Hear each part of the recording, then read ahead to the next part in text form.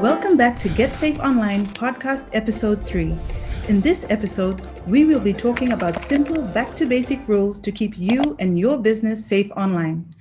Joining us on this episode is the Commissioner of the Online Safety Commission here in Fiji, Anne Dunn-Baleilevuka. Welcome, Anne. Thanks for being part of our third podcast. Well, Renaka, thank you. Thanks, Anne. Okay, let's get straight into it. And tell us, what are some of the simple basic steps we need to do to keep our businesses safe online? Well, it's really important that businesses recognize that being safe online is just as important as being safe offline, right? And so you'd want to do everything possible to be able to protect yourself and safeguard your devices, safeguard your network. And so some of those steps include using strong not only networks, but using strong passwords. You also just want to be able to protect the devices themselves and install malware software, which would be like things that you would see online that refer to like antivirus softwares. And so most devices like laptops or computers will come with some sort of software already installed, but then they ask you if you want to purchase the full subscription. And so it's really important that for your business that you would make use of that, because it's not only something that will cost you, but it can also be something that helps you in the long run. You also just want to make sure that you yourself are not opening emails or yourself to any of the risks and any of the invalid links that would come into your email. You also want to let your coworkers or your team members know in your business. Some of the other things include just regularly updating your device and your applications or your operating software on your devices. And that includes things like that would automatically update sometimes, or you can choose to set a specific time and set a specific date to update them. But really, holistically, you just want to make sure that you take your time to get to know the resources that are available. There's resources at getsafeonline.org in the respective countries. And so there's a lot of things that you can do to safeguard your business, but those simple steps really come in handy, especially for passwords, because a lot of people will set them up at its original state and then never or don't change them at all. But if you regularly change them, it's a good habit to build throughout your business. Yeah, thanks for that. Okay, in your opinion, what are some of the tips business owners should do to make sure they're safe online, and tell us how each one of it is important. Right. So just going back to taking care of your devices and just being sort of almost cyber hygienic in the sense that the way that you operate on these devices are well accounted for as well. Policies within your business are probably your best foundations, setting things up like social media policies, information security policies, information technology policies, things that would lay out specifically for your business or for your customers and employees just how they would be able to interact with you online. So you want to be able to do things like have workshops, particularly within your business, with your employees or with your team members, on just being aware of what the resources are, whether it's online safety resources or information security.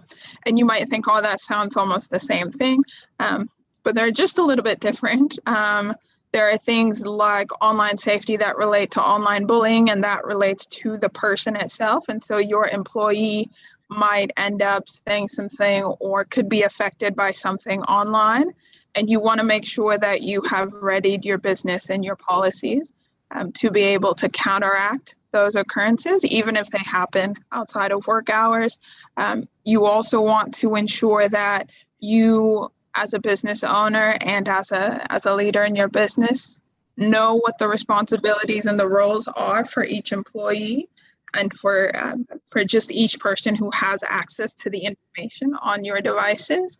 And so you want to make sure that those roles and responsibilities are clearly laid out in your policies. You also want to perform, I guess, regular updates or regular backups of information that you have, no matter what the content is relating to your business, because at some point you are going to have an interaction online.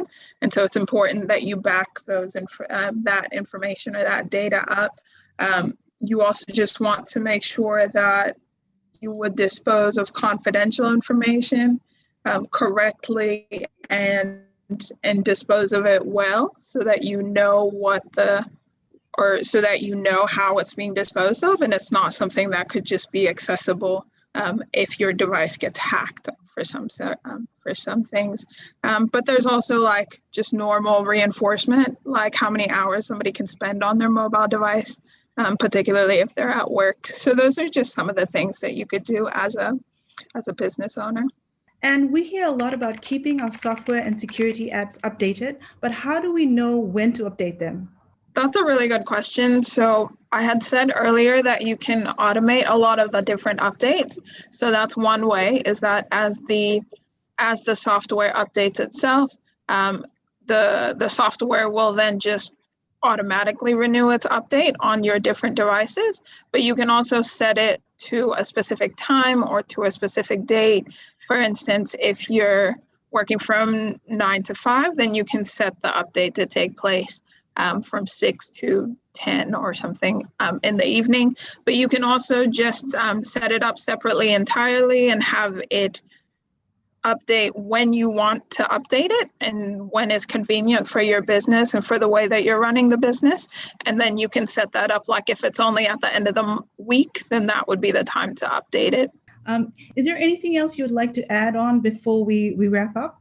I think it's just really important to note that with these devices, as much as they're really useful in this time, they come with a lot of responsibility, and the onus is on the business user or on the business owner, on the user to be able to take care of the devices and keep as proactive as possible. So just remember to stay calm. You're probably not the first business to have something happen to them online, but it's definitely better to be vigilant and be proactive towards the different things that take place online.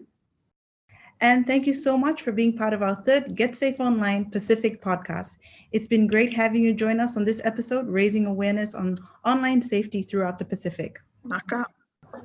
For those of you listening in, be sure to check out our monthly safety tips on how you can protect yourself and your business online in this rapidly growing digital world. Next month, we will have another special guest joining us to talk about online safety during this COVID pandemic. In the meantime, to find more topics and information on keeping you and your business safe online, please visit your country's website. This podcast has been funded by the UK Commonwealth Cybersecurity Programme.